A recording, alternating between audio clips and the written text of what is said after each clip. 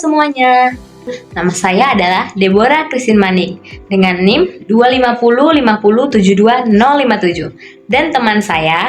Halo semuanya, perkenalkan, nama saya Diana Monalisa dengan NIM 25050720065. Halo, perkenalkan nama saya Diva Pitamala Bersubiring dengan NIM 25050721105. Perkenalkan, saya Jonathan Aritonang dengan NIM 2505072069. Menurut Sahroni dalam buku Seni Memahami dalam Bahasa Tubuh, komunikasi nonverbal adalah penyampaian arti atau pesan tanpa tanda kata-kata. Jika seseorang menangkap pesan yang tidak sesuai antara pesan verbal dan nonverbal, orang tersebut akan cenderung mempercayai pesan nonverbalnya. Komunikasi nonverbal mencakup ekspresi wajah, kontak mata, gestur, postur, sentuhan, jarak dan intonasi, suara dan bau.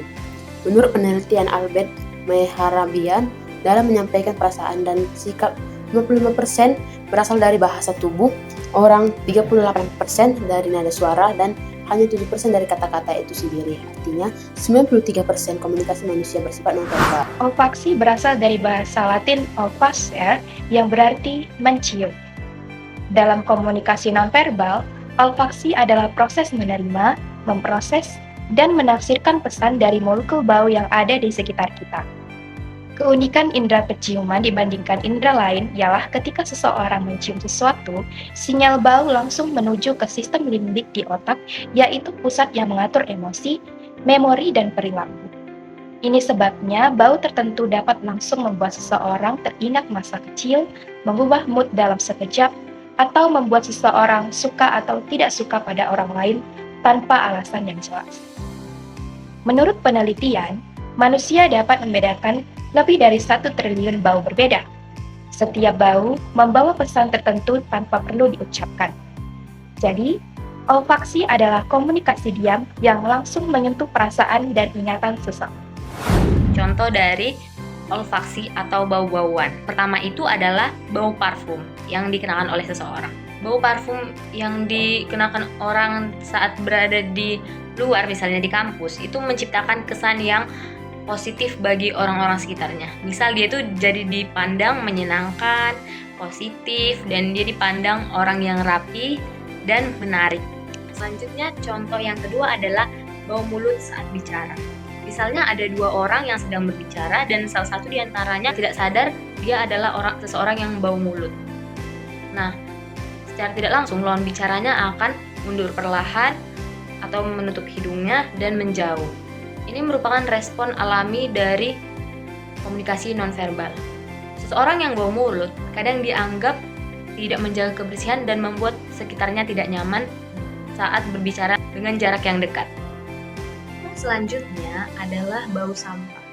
Bau sampah di lingkungan kampus misalnya akan mengganggu seseorang. Misalnya sampah dilewati, kemudian seseorang akan memberi respon seperti ekspresi wajahnya berubah, jalan cepat, dan mungkin menutup hidungnya dengan tangan. Itu merupakan respon alami di mana seseorang tidak nyaman dengan bau tersebut. Nah, bau sampah ini akan menciptakan suatu citra yang buruk. Misalnya, lingkungan itu terlihat kotor, tidak sehat, dan juga tidak layak untuk ditempati. Komunikasi nonverbal adalah pengucapan pesan tanpa kata-kata. Mencakup 93% komunikasi manusia dapat meliputi ekspresi wajah, kontak mata, gestur tubuh, dan bau-bauan. Tujuannya adalah menggantikan kata-kata, memperjelas atau memperkuat pesan, menunjukkan emosi, atau menciptakan kesan utama. Olfaksi adalah komunikasi melalui indera penciuman yang dimana bau langsung masuk mempengaruhi emosi dan ingatan. Karena diproses dalam sistem limbik otak, kita dapat tahu bahwa pesan non-verbal dapat mempengaruhi respon orang lain. Pesan utamanya, sebelum mulut berbicara, hidung sudah mendengar. Pesan aroma yang kita bawa dapat mempengaruhi respon dari orang lain. Pahami olfaksi Anda agar lebih peka terhadap sekitar.